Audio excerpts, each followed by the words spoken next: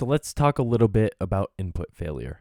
So up until now, we've been working with perfect inputs, such as if we're expecting an integer, we get an integer.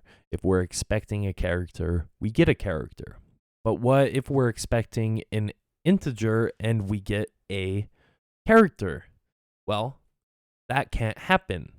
So how do we deal with that? Well, we need to check if cin was successful by checking its failure flag. And we can do that using this cin.fail thing. And if input failure occurred, fail will return true, so then you can execute code to deal with it.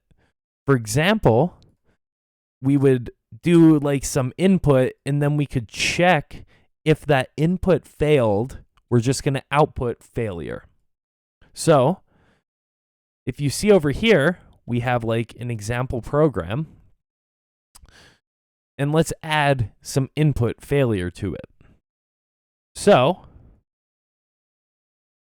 if we add this code into our program, you see we're testing if cin fails, we want to output invalid entry. Otherwise, I'm just going to output to the screen that the user entered a number, because then we just know that they successfully entered a number. So let's see that run by saving, coming over here, compiling, and then running that program with ./.a.out. You see if we enter a number like 1, we get 1. If we do like 1, 2, 3, we get 1, 2, 3. If we enter some big number, we get the big number out. But if we enter like A, we get invalid entry.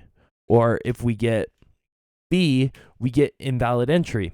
And for now, we don't know about loops, so we just kill our program when an invalid entry happens. But later on, we'll do loops, which will loop until a valid entry has occurred. But don't worry about the looping stuff right now, because we'll go all in detail about that at a much later date.